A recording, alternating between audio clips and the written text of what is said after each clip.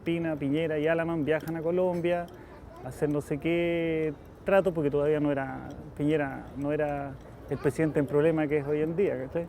Entonces viajan a Colombia y vuelven, claro, con la posibilidad de traer entre sus manos un tremendo notición, un leñazo, que es un dossier que implica a la FARC en su trabajo internacional. Pero al final de cuentas lo entrega, entiendo yo, a los medios o sea, lo entrega a los organismos de seguridad de la época. Y no sé a quién más se lo entregaría, porque eso empieza a aparecer paulatinamente y sostenidamente en el diario La Tercera, y me empiezan a dar como un buen fiesta.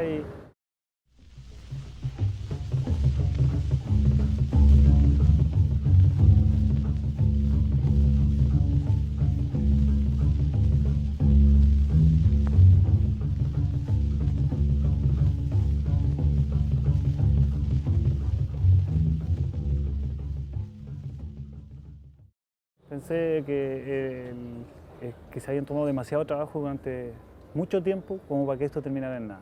O sea, eran ríos de tinta lo que se habían gastado inculpándome de haber entrenado a los mapuches a pelear contra el Estado. Entonces era como, ¿cómo eso va a terminar en que yo salgo libre de polvo y paja? Me parecía extraño. Sin embargo, cuando toma el caso el ministro Muñoz, y digo porque es importante eso, cuando toma el caso el ministro Muñoz, yo empiezo a tener más confianza en la justicia en realidad.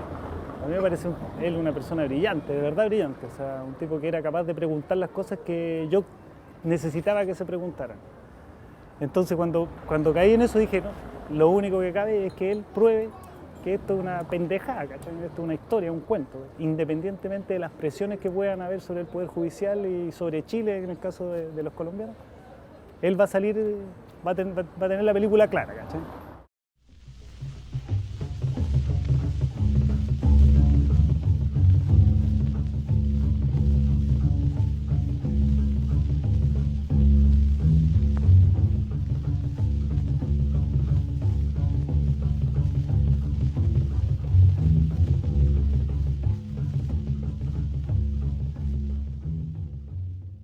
Se me acusaba de, bueno, la extradición, en el fondo, estaba fundada en unas pruebas que solamente ellos manejaban, y era de lavado de dinero, de asociación ilícita para delinquir y de triangulación de recursos.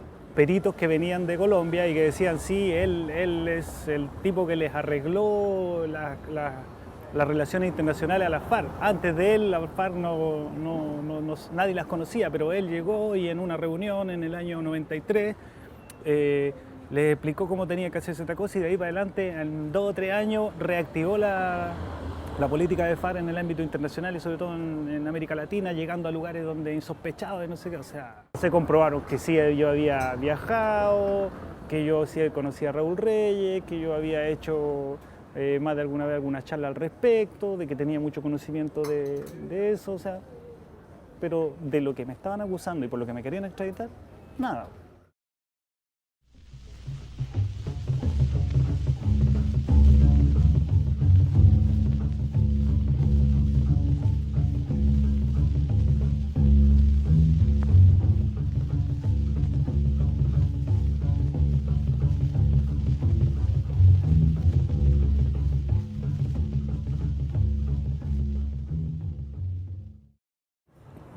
Que había sido en la práctica había sido un juicio como demasiado profundo, donde no era necesario comprobar si yo era o era inocente, sino que solamente bastaba si las pruebas eran o no eran suficientes para yo ser extraditado.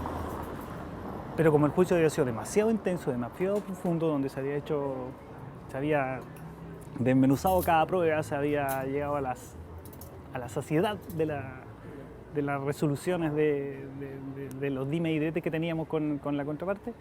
Entonces a ellos les pareció que no podía ser llevado de esa forma el juicio.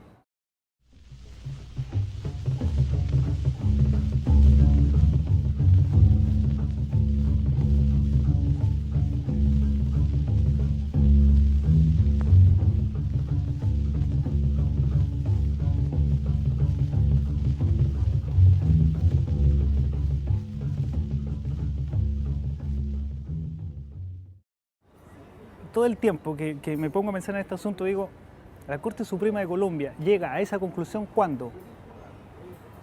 Como un mes después o un mes y medio después del fallo del ministro Muñoz. Que el fallo del ministro Muñoz, si uno se pone